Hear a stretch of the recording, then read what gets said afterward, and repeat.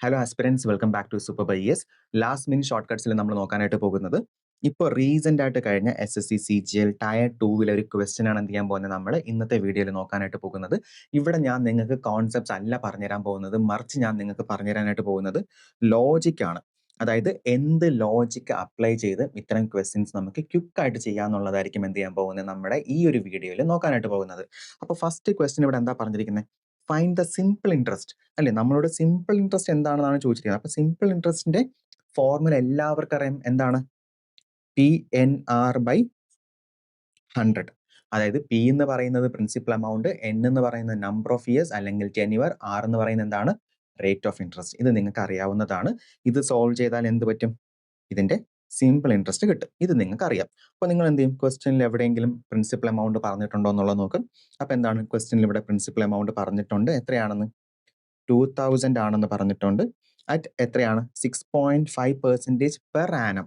അതായത് rate of interest പറഞ്ഞിട്ടുണ്ട്, എത്രയാണെന്ന്? 6.5% എന്ന് പറഞ്ഞിട്ടുണ്ട്. പെർസെൻറ്റേജ് ആയതുകൊണ്ട് തന്നെ ഇവിടെ ബൈ 100 വരും അല്ലെ, ഫോർ ദ പീരീഡ് ഫ്രം. ഇവിടെയാണ് എന്ത് ചെയ്യുന്നത്? ഒരു പ്രശ്നം വരുന്നത്.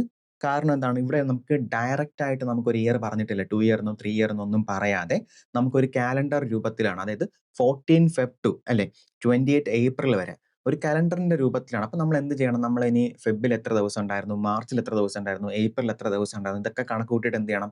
നമ്മൾ എന്ന് കണ്ടുപിടിക്കണം അല്ലെ, എന്ന് കണ്ടുപിടിക്കണം. എങ്കിൽ മാത്രമേ നമുക്ക് എന്ത് ചെയ്യാൻ പറ്റുള്ളൂ? നമുക്ക് ഈ ഒരു സമ്മ് സോൾവ് ചെയ്യാൻ പറ്റുള്ളൂ. അപ്പൊ മെജോറിറ്റി സ്റ്റുഡൻസും വിചാരിക്കാൻ പോകുന്നത് ഈ ഒരു പാർട്ടായിരിക്കും എന്ത് ചെയ്യാൻ പോകുന്നത്? ഈ ഒരു സമ്മിലെ ഏറ്റവും ഡിഫിക്കൽട്ട് പാർട്ട് എന്നായിരിക്കും ചിന്തിക്കാൻ പോകുന്നത് അല്ലെ. അപ്പൊ ഞാൻ നിങ്ങളോട് നേരത്തെ പറഞ്ഞതുപോലെ തന്നെ നമ്മളിവിടെ എന്തായിരിക്കും? നമ്മളിവിടെ ലോജിക് വെച്ചിട്ടായിരിക്കും ചെയ്യാൻ പോകുന്നത്. അതായത് എല്ലാവരും ചിന്തിക്കുന്നത് പോലെ അല്ലെങ്കിൽ എല്ലാ ആസ്പിരൻസും ചെയ്യുന്നത് പോലെ ആകരുത് നമ്മളും ക്വസ്റ്റ്യൻസിനെ അപ്രോച്ച് ചെയ്യേണ്ടത്, റൈറ്റ്? നമ്മൾ എന്ത് ചെയ്യണം? മാറി ചിന്തിക്കണം.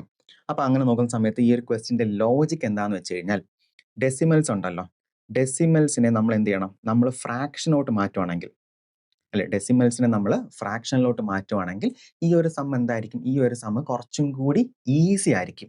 അപ്പൊ അങ്ങനെ നോക്കുന്ന സമയത്ത് 6.5 ഉണ്ടോ, 6.5നെ നമുക്ക് ഫ്രാക്ഷൻ ആക്കുവാണെങ്കിൽ, അല്ലെങ്കിൽ നിങ്ങൾക്ക് ഒരു ഉദാഹരണം പറയാം. ഈ 0.5 എന്ന് പറയുന്നത് എന്താണ്? 0.5ന്റെ ഫ്രാക്ഷൻ എന്ന് പറഞ്ഞാൽ എന്താണ്? അതായത് ഒന്നിന്റെ പാതിയല്ലേ 0.5 എന്ന് പറയുന്നത് അല്ലെ, 1/2 ആണ്. അങ്ങനെയാണെങ്കിൽ 2.5 എന്ന് പറയുന്നതോ? ആലോചിച്ച് നോക്കിക്കേ, 5ന്റെ പാതിയല്ലേ 2.5, 5/2 അല്ലേ? അല്ലെങ്കിൽ 1.25 എന്ന് പറയുന്നത് എന്താണ്?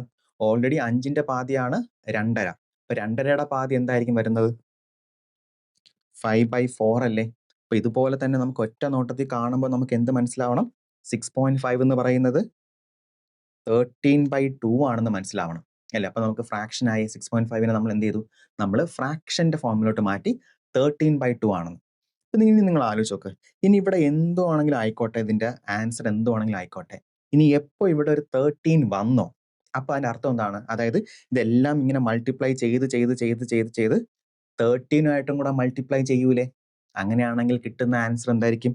ഒരു 13ന്റെ മൾട്ടിപ്പിൾ ആയിരിക്കും. ഞാൻ പറഞ്ഞത് ക്ലിയർ ആയോ? അതായത് തന്നിരിക്കുന്നതെല്ലാം മൾട്ടിപ്ലൈ ചെയ്ത് 13 കൂടെ ആയിട്ട് എന്ത് ചെയ്യും? മൾട്ടിപ്ലൈ ചെയ്യും. അപ്പം കിട്ടുന്ന ആൻസർ എന്തായിരിക്കും? കിട്ടുന്ന ആൻസർ എന്ന് പറയുന്നത് ഉറപ്പായിട്ടും ഒരു 13ന്റെ മൾട്ടിപ്പിൾ ആയിരിക്കും. ഇനി ഓപ്ഷൻ നോക്കിക്കോ, 27 എന്ന് പറയുന്നത് 13ന്റെ മൾട്ടിപ്പിൾ ആണോ? അല്ല. 25 എന്ന് പറയുന്നത് 13ന്റെ മൾട്ടിപ്പിൾ ആണോ? അല്ല. പക്ഷെ 26 എന്ന് പറയുന്നത് യെസ്, ഇത് 13ന്റെ ഒരു മൾട്ടിപ്പിൾ ആണ്. കാരണം ഞാൻ തന്നിരിക്കുന്ന ഈ ഓപ്ഷൻസ് ഒന്നും ഞാൻ ഇട്ട ഓപ്ഷൻസ് അല്ല, ഇതെല്ലാം ഒഫീഷ്യലി CGL ചോദിച്ചല്ലേ, ടയർ 2 ചോദിച്ച ക്വസ്റ്റ്യൻ ആണ്, ഒഫീഷ്യൽ ക്വസ്റ്റ്യൻ ആണ്. അപ്പോൾ ഞാൻ നേരത്തെ പറഞ്ഞത് എന്താണെന്ന് വെച്ച് കഴിഞ്ഞാൽ, നമുക്ക് ഈ ഒരു ലോജിക്കും കാര്യങ്ങളെല്ലാം നമുക്ക് എല്ലാത്തിലും അപ്ലൈ ചെയ്യാൻ പറ്റില്ല. പക്ഷെ കിട്ടുന്നതിലൊക്കെ നമ്മൾ എന്ത് ചെയ്യണം? നമുക്ക് ഈ ഒരു ലോജിക്ക് അപ്ലൈ ചെയ്യാൻ പറ്റണം. നമുക്ക് എന്ത് ചെയ്യാൻ പറ്റണം? നമുക്ക് മറ്റ് സ്റ്റുഡൻസിനെ ഔട്ട് പെർഫോം ചെയ്യാൻ പറ്റണം. കാരണം നമ്മൾ ചെയ്യാൻ പോകുന്നത് എന്താണ്, അല്ലെങ്കിൽ നമ്മൾ എഴുതാൻ പോകുന്നത് കോമ്പറ്റീറ്റീവ് എക്സാം ആണ്, റൈറ്റ്?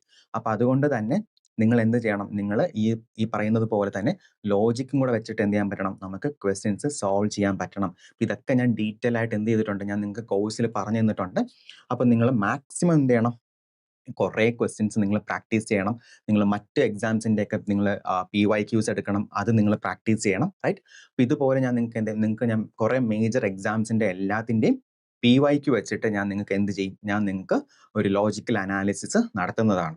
Thank you.